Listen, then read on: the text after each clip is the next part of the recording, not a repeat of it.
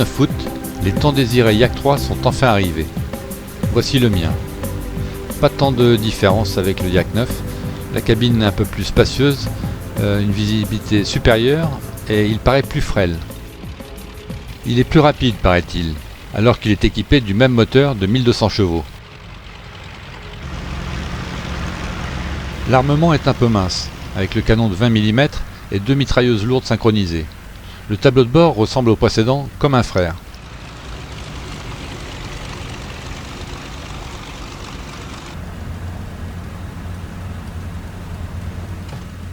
Il est temps de faire un petit essai.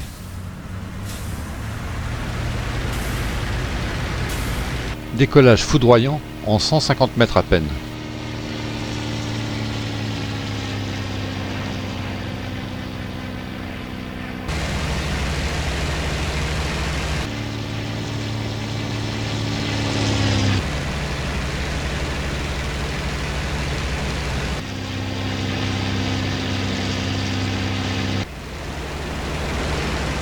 Me voilà à plus de 2000 mètres en un rien de temps.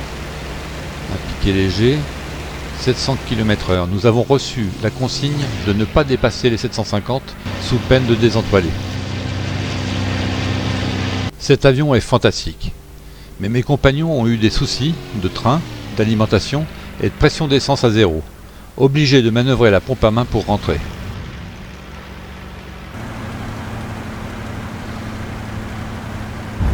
Du coup, nos chefs nous demandent de ne pas dépasser 45 minutes de vol.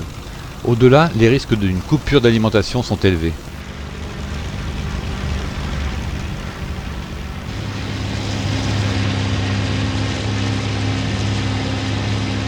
Le 26 août, Jean Bertrand, dit Muche, et Marquis aperçoivent un convoi.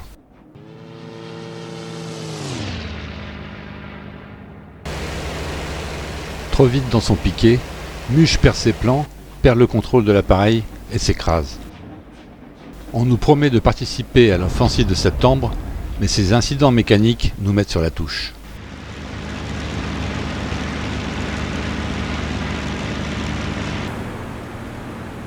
Le 18 septembre, nous partons relever un régiment de la garde à Antonovo.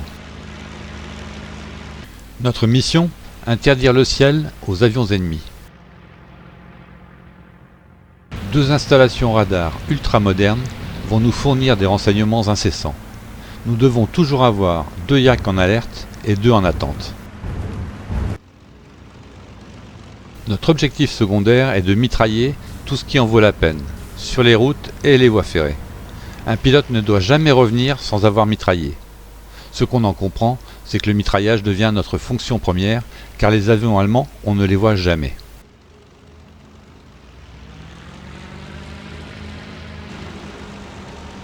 Le 26 septembre, coup de tonnerre. Il est question du départ des anciens.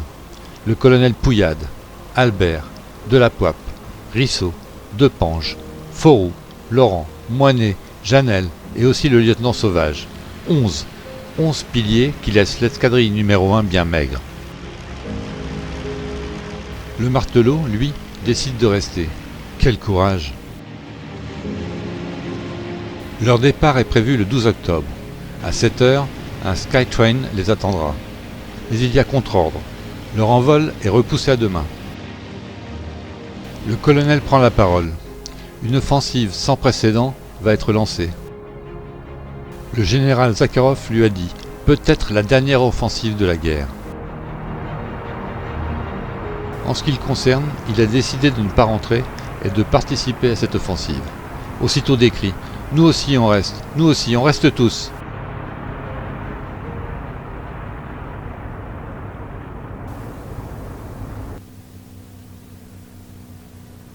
Le 13 octobre, Cazeneuve et Iriban partent en patrouille d'accompagnement d'un P2 vers Tilsit.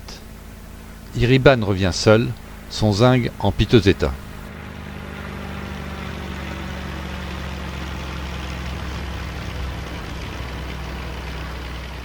Alors qu'ils rentraient, ils sont tombés sur 6 ME-109.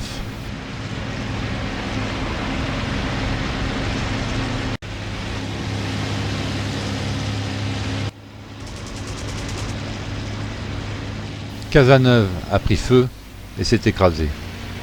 Cazeneuve, notre bon vieux casse-pipe. Je n'arrive pas à le croire.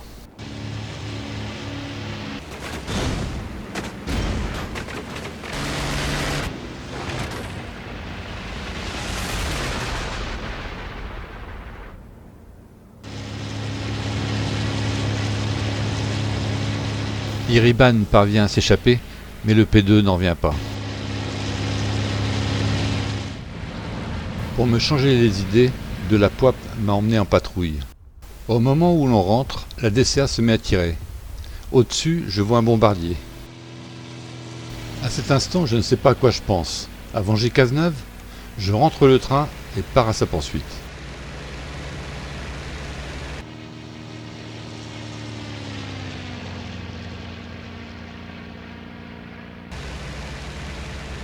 Me voilà à 5000 mètres. Je vois le Junker 88, encore bien loin et encore bien haut.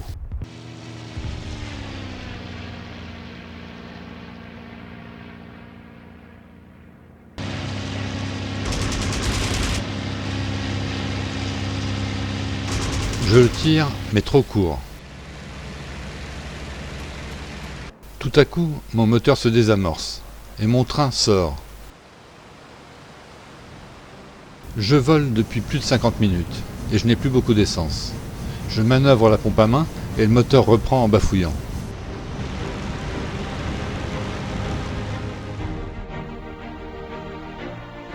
Mon train d'atterrissage me freine, mais il refuse de rentrer.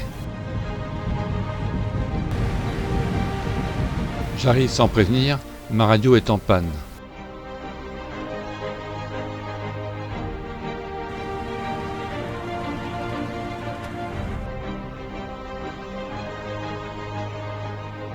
Je me pose sans dommage par miracle. Ma chemise est à tordre. Et au quartier général, on réfléchit à ne faire voler que les Yak 9.